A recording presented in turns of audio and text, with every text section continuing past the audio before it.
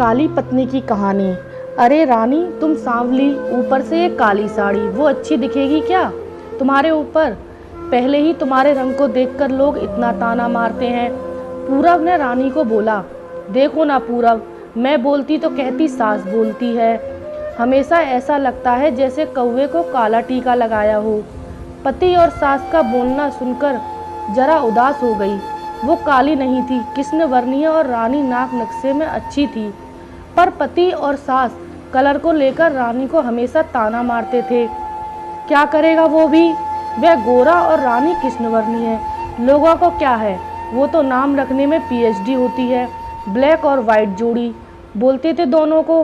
पूरब का मन वैसे तो साफ था, रानी को अगर कोई कलर को लेकर बोलता तो उसे जरा भी अच्छा नहीं लगता था, इसलिए वो थोड़ा बहुत बोल देता था ताकि वह जिद ना करे।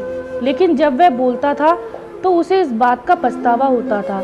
उसकी माँ घर में हमेशा कड़वाहट रखती थी, आज भी वैसे ही हुआ।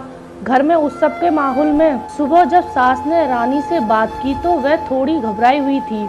उसका चेहरा भी शांत था। पूरब वास्तव में खुद पर शर्मिंदा था। अपराधी की तरह बैठने के वजह वह काम के लिए बाहर गया।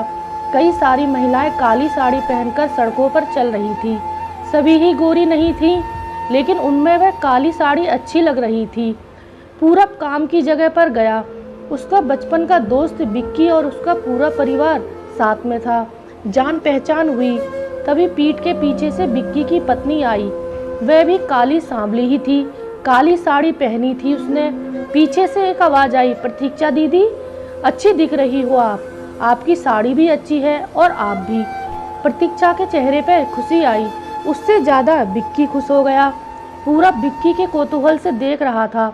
बिक्की ने वह देखा और जाना वह पूरब के सवालों को हल करना चाहता था। बिक्की ने पूरब से सीधे ही पूछ लिया, पूछो तुम्हारे मन में जो भी है, मैं तुम्हें उसका उत्तर देने के लिए तैयार हूँ। पूरब पहले हड़बड़ाया, फिर वह बोलने लगा कि नहीं नहीं, ऐसा कुछ भी नहीं है। बिक्की ने पूरब से कहा, तुम मुझे नहीं जानते कि मैं लोगों की मन की कितने अच्छे से पढ़ सकता हूँ। तुम तो मेरे बचपन के मित्र हो, तुम्हारे मन की बात भला मुझसे कैसे छुपी रह सकती है। बिक्की आगे बोला, चलो ठीक है, तुम्हारे सवाल में ही बता देता हूँ। तुम यही सोच रहे हो ना कि मेरी पत्नी जो रंग से काली है और आज उसने काली साड़ी पहन रखी है, फिर भी वह और मैं इतना खुश कैसे? पूरब सब कुछ शांति से सुन रहा था और कुछ भी बोल नहीं पा रहा था। बिक्की बोला, काला रंग ऐसा रंग है जिसमें दुनिया का कोई भी रंग मिला दे वह कभी नहीं बदलता, यानी कि किसी और रंग की संगत में वह अपना अस्तित्व नहीं होता। इसी प्रकार प्रतीक्षा भी दिल से एकदम उस कलर की जैसी है, कभी भी रंगीन ना होने वाली लड़की है। वह अपनी मर्जी से जिए, यही मुझे अच्छा लगता है। मैं उसे खुश देखना चाहता हूँ। लोगों को क्या है, वो तो बैठे ही बुरा भला बोलने के लिए है। गोरी औरत नहीं होती तो छिपकली बोलते, काली होती तो चूहा या कौवा बोलते, क्या क्या नहीं बोलते लोग। ताना मारने वाले मारते रहेंगे, हमें खुश रहना चाहिए, वही मैं अब कर रहा हूँ। वो सुबह मुझे बोली, मैं कैसी दिख रही हूँ, अच्छी लग रही हो तुम। ऐसा बोलने पर उसके चेहरे पर वह कोलगेट स्माइल देखकर सकारात्मक ऊर्जा मिली। घर से बाहर निकले तो सभी बोलने लगे कि अच्छी लग रही हो भाभी। हम दोनों ने अच्छे मन से ये बात सोची, कोई ना कोई ताना मारने के लिए बोला ही होगा ना, उस वजह से जीने की दिशा क्यों बदले। पूरब को उसके घर का सुबह का माहौल याद आया। वह खुद पर ही चिढ़ गया। उसे लगा वो सचमुच गलत था, मैं ही रानी को दुख देता हूँ, उस वजह से सब उसे बोलते हैं। अब मुझे ही अपनी भूल सुधार कर उससे माफ़ी मांगनी होगी। उसने हंसते हुए बिक्की को अलविदा कहा। अपना काम निपटाकर वह एक साड़ी की दुकान पर गया।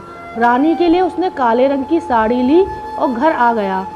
घर आने के बाद रानी शांत बैठी थी। उसने रानी को आवाज़ दी और साड़ी उसके हाथों में दे दी। रानी को जरा अलग ही लगा। उसने पश्चाताप नज़रों से पूरब की ओर देखा। उसने बॉक्स खोलकर देखा तो काले रंग की साड़ी थी। रानी, मैं लाया हूँ तुम्हारे लिए ये साड़ी, आज पहन के दिखाओ कैसी दिखती हो तुम। अच्छी नहीं लगी तो बदल देंगे साड़ी को, देखने तो दो कैसी दिखती हो तुम इस रंग में। रानी को जरा अच्छा लगा। चलो तैयार हो जाओ जल्दी, हम दोनों जरा बाहर जाकर आते हैं, एक क्लाइंट के पास जाना है, उन्होंने बुलाया है। जोड़ी में पूरब का बोलना सुनकर रानी तैयार होने गई। काली साड़ी, उस पर हल्का सा मेकअप और लंबे बालों की चोटी।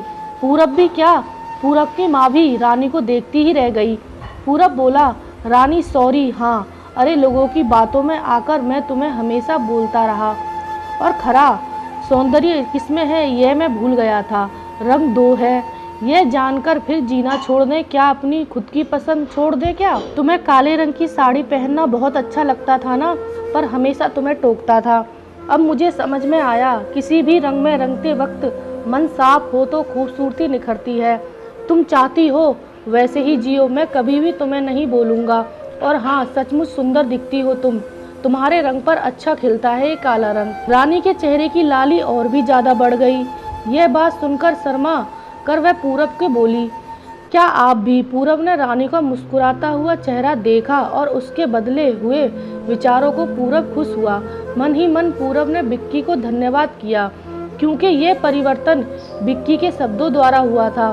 खूबसूरत दिखने के लिए खूबसूरत दिखना जरूरी नहीं, बल्कि खूबसूरत सोच होना जरूरी है। इंसान अगर मन सुंदर है तो इससे कोई फर्क नहीं पड़ता वह किस रंग का है। आशा करती हूँ आपको ये कहानी पसंद आई हो। धन्यवाद।